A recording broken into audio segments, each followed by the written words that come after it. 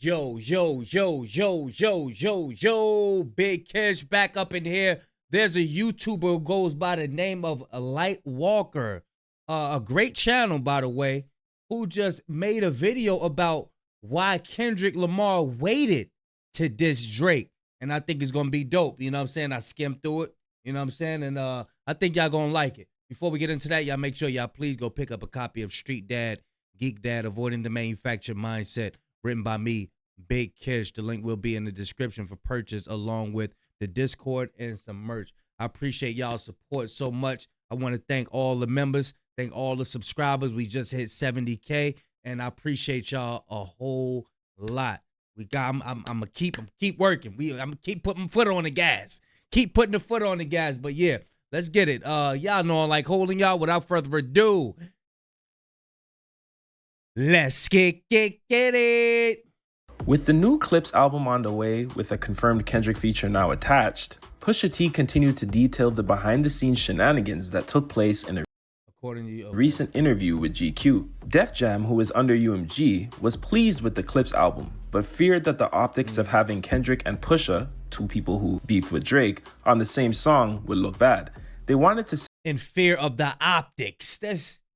Oh my gosh, get these departments out of here. Censor Kendrick's verse, and Pusha wasn't having it, so he paid 7 figures to Def Jam to get dropped, and after that, shopped the album around for a year before it landed on Roc Nation. Now the album is slated to be released in full on July 11th, despite all the craziness behind the scenes. With all of this happening, it made me think back to a question I've had for years. Why did it take so long for Kendrick and Drake to beef? And I think I may finally have the answer. For context, the Kendrick and Drake war goes all the way back to 2013, and I remember the day like it was yesterday. It was summertime. I was 15 years old at an amusement park with my family, and then I got the notification that something dropped. It was a song. It's a real story, boy. I was chilling. I was sitting down with eating a sandwich, about to make me a peanut butter jelly sandwich, and there it was, man. Oh Lord, check this story out. I was 15 years old at an amusement park with my family, and then I got the notification that something dropped. It was a song called Control by Big Sean featuring Kendrick and Jay Electronica. And the rest was history. And that goes for Jamaica, Big Crit Wale, Pusha T, Meek Mills, A$AP Rocky, Drake, Big Sean, Jay Electron, Tyler McMillan. I got love for you all, but I'm trying to murder you niggas. I was just as much as a Kendrick fan back then in 2013 than I am now in 2025. And when I tell you, you just had to be there. 2013 was a crazy year for music and an insane year for both Kendrick and Drake. Dot went scorched earth on Control, calling out the entire rap game, especially Mr. OVO. And Drake ended up coming back with, in my opinion, his last all-around great project, Nothing Was the Same, where Drake had return shots for Kendrick on the song called The Language.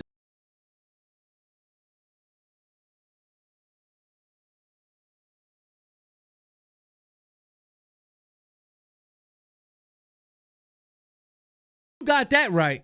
You got that right. I am the kid with the motor mouth. You are exactly right. This nigga.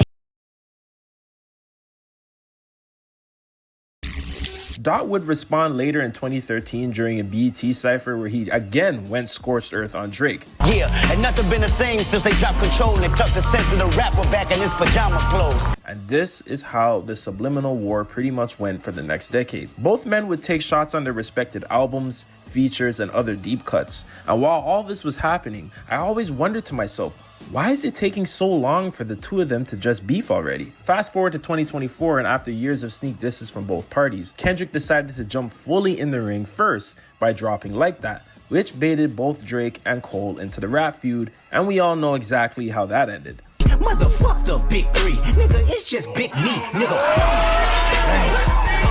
So now with Pusha T's recent interview detailing the issues he faced behind the scenes post Story of Adidon, it had me thinking, is this the reason why Kendrick waited all these years to diss Drake? In my opinion, I think Dot was ready to feud with anyone, especially Drake back in 2013. And some would argue that Drake would have had a better chance had he entertained this earlier in his career. And even though I think Kendrick would have still beat him back then, I think Drake would have made a much better effort during that time because he wasn't so far gone yet, no pun intended. Just by seeing how Drake handled the Control verse, it was already extremely telling, and it showed that he didn't understand the culture even earlier in his career. There was also that interview with ESPN and Marcellus Wiley, where Drake was apparently going off on Kendrick, which he had scrubbed from the record shortly after. So we taping the interview with Drake. You know, we see full shot of Drake. We hitting each other elbow like, this motherfucker going in. And he just kept talking trash about Kendrick. They got the video somewhere, so I wish they just let the shit go because it's out there, but they... Bruh, that joint gonna come out. I got faith that video gonna come out one day. I got faith it's gonna come out one day. Probably burned them like the Spygate tapes or some shit like that. Marcellus Wiley and Top Dog, the CEO of TDE, are good friends. So, could whatever Drake have said during that interview gotten back to Top and Kendrick? Or do you think the interviews that Drake gave after Dot's callouts were revealing enough? And that verse was, he's giving people like moments, you know, like that verse was a moment to talk about. Are you listening to it now at this point in time? Okay.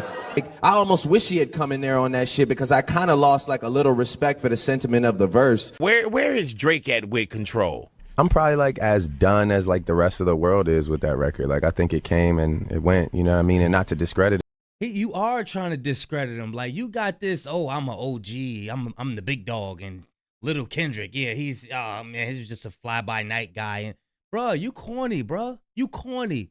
You're corny, bro. Like it was a good moment, but at the end of the day, it's just like, it was like one of those sort of like fleeting like Twitter frenzies that like, it was cool for what it was. Regardless, I can see Top sitting Kendrick down at some point in 2013 after Control was released, informing Kendrick that you're gonna have to go about this with strategy if you're coming to battle this guy, because the power he has behind the scenes is big and he's extremely sensitive to what went down. Fast forward to 2015, and Drake gets into his first major rap beef with Meek Mill after Meek Mill exposed Drake for having ghostwriters. Meek was just coming out of prison at the time and had a hard time finding a studio in the city, which is what stifled his effort. Drake would drop Charged Up, his first response to Meek, and Meek played around like he wanted to make up. Then Drake dropped back to back. And wasn't Meek on tour as well? Like, wasn't he on tour? Drake says that a world tour or your girl tour. I don't think he had time to he wasn't fit. He knew what he was doing when he came at him too. Finish Meek before he can even respond with his first song, Wanna Know. Trigger fingers turn to Twitter fingers. Yeah, you getting bodied by a singing nigga. Despite the ghostwriting allegations, this would propel Drake to his hitmaker status, and Drake went on a 2-year run performing back-to-back on his very successful tours that followed. The running joke everyone made after this beef was that Meek Mill's career wasn't the same again. Even after the two made up in 2018 and Meek dropping a solid project in Dream Chasers 4, Meek was never looked at the same again.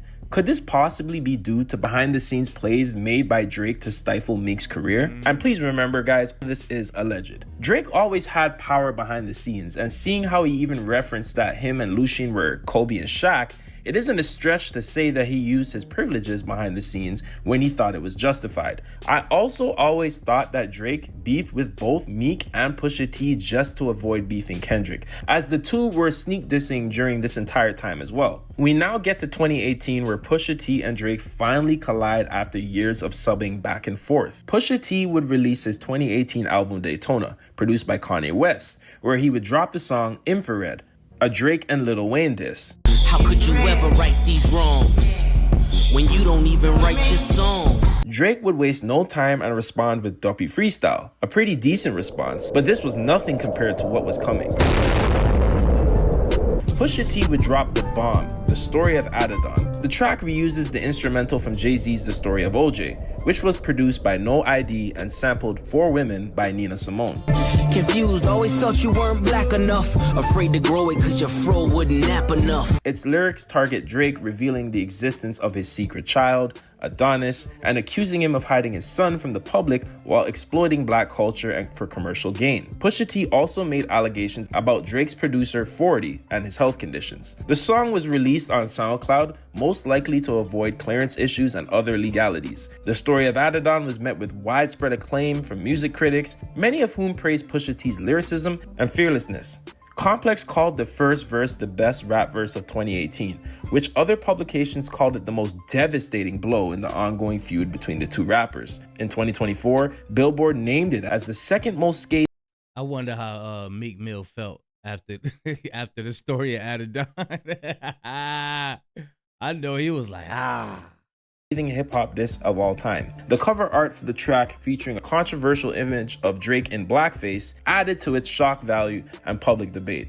After a month of speculation, Drake confirmed he did indeed have a son in lyrics from his 5th studio album, Scorpion. He ultimately did not respond to the diss track, and the rest was history. Pusha's Story of Adidon was eventually taken down by UMG, but can still be found on YouTube via re-uploads. Now, Pusha T only started having issues behind the scenes releasing music in 2018, the same year the Story of Adidon was released. There was one instance where Rick Ross, Pusha, and Lil Wayne had a song set to release, but Pusha was mysteriously dropped from the song after calls were made. Rick Ross stated in an interview that he was the one that decided to take Pusha T off Maybach Music 6. He wanted to get Wayne and Pusha on the same record, but thought it was too early. Some people allege that at this time, Drake used his connections and friendship with Rick Ross to get him off the song, as Drake was also on the same Rick Ross album. I mean, what I did was I put together a record, and it ultimately came down to what would the vibe be if I was to release this record. Would this help move forward and end the tension between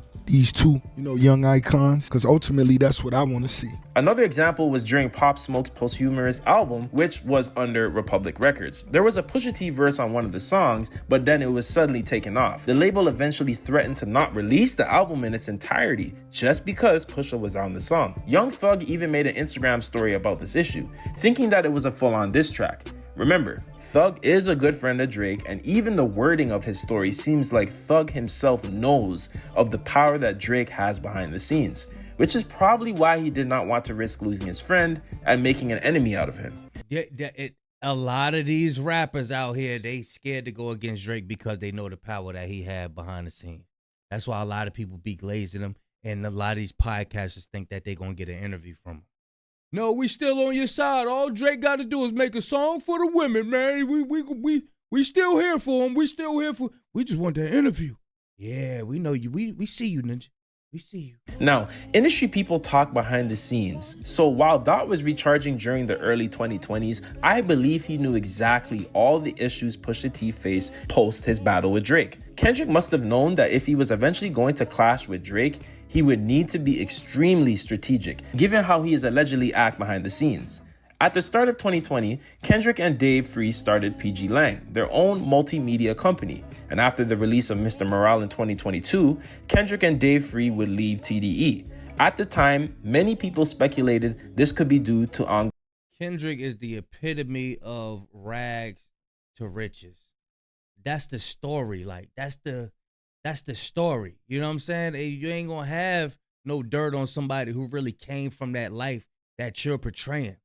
You know what I'm saying? Like, you, Top 5, all the rest of y'all, man, y'all wish y'all grew up like Kendrick. You wish. How could you come against somebody you wanted to be brought up like? Like, this is what you admire. How could you go against? You can't. You can't. Go sit down.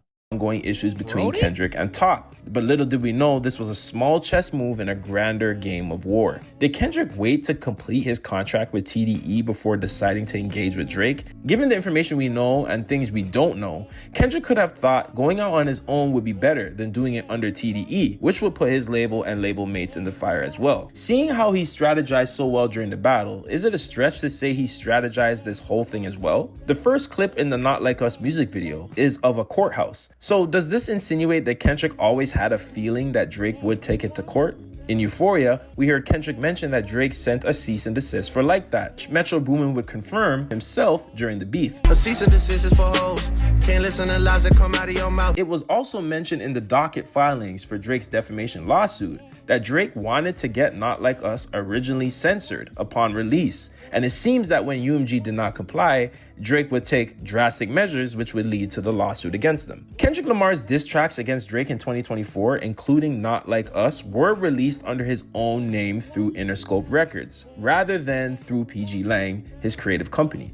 For instance, Not Like Us was credited as 2024 Kendrick Lamar under his exclusive licensing to Interscope Records. This strategic choice appears to have been made to separate the diss tracks from PG Lang's brand identity. By releasing the diss tracks independently, Lamar likely aimed to shield PG Lang from potential legal risks associated with the controversy surrounding the feud. In contrast, Lamar's sixth studio album GNX, which also included the songs Heart Part 6 and Squabble Up, was released through both PG Lang and Interscope. This underscores Lamar's intent to keep his personal artistic expressions separate from PG Lang's broader creative endeavors.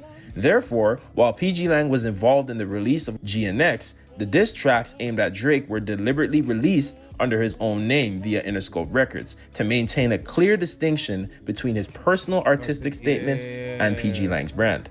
Fast forward to 2025, and we now have this interview detailing the years of issues Pusha and his team had to deal with as Def Jam wanted to do the same thing to Kendrick that they did to him. It seems like beefing with Drake comes with a lot of post-career issues, which is insane to think because in most of these instances, he was the aggressor or the antagonizer. He just bad energy all over. Like he has a low vibrational, negative, bad spirit. It's a demon following him, man. He got a demon on him, bro. This Drake curse thing that they got going on, where whoever he come in contact with or endorse or, whatever, you know what I'm saying? Something bad happened to these people. There's a real Drake curse going on out here, bro. Dude just negative. His motives is wrong. Using his behind-the-scenes power to stifle artists he has issues with. Both Drake and UMG are at fault for this behavior because they have been clearly coddling him for years now. So it all makes sense as to why Drake sued UMG, because it's clear they have used ill practices on other artists in the past, especially in his favor. And when they refuse to do it for Kendrick, he lashes out and files a lawsuit. Probably believing in his head that there's no way that Kendrick could have beaten him organically because UMG has played a huge part in manufacturing his own success. With this interview, we now know that UMG and Def Jam were censoring Kendrick from last year, and this was out of fear due to having Pusha T and Kendrick on a song together. This has to debunk the theory that Kendrick was colluding with UMG to defame Drake, because UMG just showed you that they're willing to stop Kendrick from releasing to protect Drake. There are no confirmed disses on this song or album, but the pairing of the two alone was enough for Def Jam to not want it to happen. This entire beef proved one thing. The labels had been treating Drake as the standard in hip-hop, and that was a grave mistake. No one artist should ever define the boundaries of the culture. Hip-hop has always been bigger than any other rapper. It's a living, breathing force, everlasting, unstoppable, and constantly evolving, no matter who's at the top. Even with all of Kendrick's precision, timing, and preparation, we still ended up with a lawsuit over a diss track. Just let that sink in. Because at the end of the day, this lawsuit isn't just about Kendrick or Drake. It's about creative expression. And if hip-hop starts policing that, what are we left with? Only time will tell how this all plays out. But hey, this is a fire breakdown. Beautiful channel. Dope YouTuber. Light Walker. I will leave a link in the description. This lets you know that Drake had ulterior motives because he had a 15-year run, bro. You're not satisfied off a 15-year run? 15-year run, bro. Now when it's not your time no more, you want to do things behind the scenes. You want to use all your power to stop. Bro, you never really had respect for hip-hop in the beginning, bro. You just wanted to run stuff for forever. Like, you bigger than hip-hop. You wanted to be bigger than hip-hop, bro. That's not how it worked. Nobody's bigger than the program, bro. But yeah, y'all let me know what y'all think about the breakdown. This was fire. Dope video. Big Kish signing out. Going, y'all.